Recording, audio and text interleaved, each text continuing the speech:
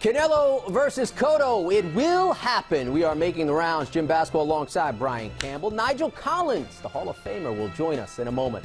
Middleweight world champion Miguel Cotto to defend his title against the former unified junior middleweight title holder Canelo Alvarez. A November 21st HBO pay-per-view from Mandalay Bay in Las Vegas. They'll meet at a catchweight of 155 pounds, which is where Cotto was when he knocked out Sergio Martinez to win the middleweight championship. Brian, size up this fight with regards to how you think the duo match up. They match up incredibly well, which is why we're so excited about this. A true 50-50 fight at the highest level. Look, style-wise, I think they're going to settle into their roles that play to their strengths. Cotto, the more experienced and skilled boxer. You look at Canelo, a guy who we perceive to be the biggest puncher in this matchup. He'll have advantages in being 9 years younger, having a 2-inch height advantage, a 3-inch reach advantage, but they do match up so well. If there's one thing separate them, maybe it's the size and the youth in Canelo's favor, but for Cotto, maybe it's the fact that when you look at these two guys, Jim, the biggest weapon between the two just might be Cotto's left hook, the most dangerous weapon in the fight. It's going to be very interesting when these two trains finally collide, how it breaks down.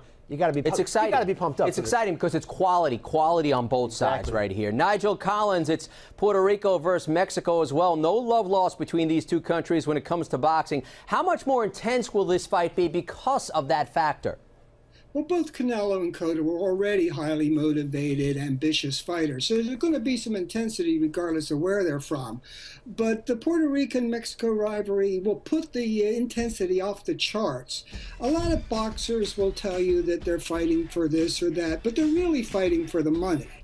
That's the truth of the matter. But when you have your country behind you and counting on you so much, it gives you a little bit more pressure, like Manny Pacquiao always had to carry the Philippines on his back. And these two guys are in similar positions in the continuation of one of the greatest rivalries in boxing history. Absolutely. Brian, I mentioned the catchweight of 155. How much does this play a role in how this fight ultimately plays out? I don't think it will at all, which is refreshing because catchweights in recent time, get a very negative quality around them. But I think in this fight, look, Cotto never weighed more than 155 at a weigh-in for a fight. The same with Canelo. He's been right around that 155 mark in each of his last 3 fights. I think we're in a position where you're not going to see an asterisk affect how these two match up, Jim, which is very interesting and good because we're trying to find out if Cotto's recent resurgence is sort of an asterisk situation, fighting injured guys, fighting catchweight situations. It looks so good with Freddie Roach. Is it all we can believe it is? We're going to find out in this fight. You got to be excited. Absolutely. Hey, Nigel, this is the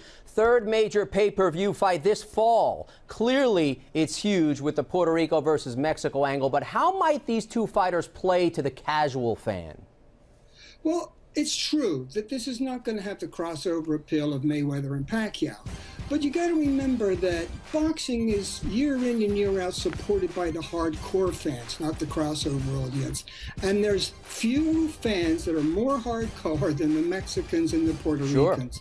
So I see this as pretty big. I think it's going to go over 1 million pay-per-view buys. Absolutely. That's a look ahead at Canelo Cotto, and we are making the rounds only in the boxing page here on ESPN.com. For the Hall of Famer Nigel Collins, as well as my partner Brian Campbell, I'm Jim Basketball. Thanks for watching.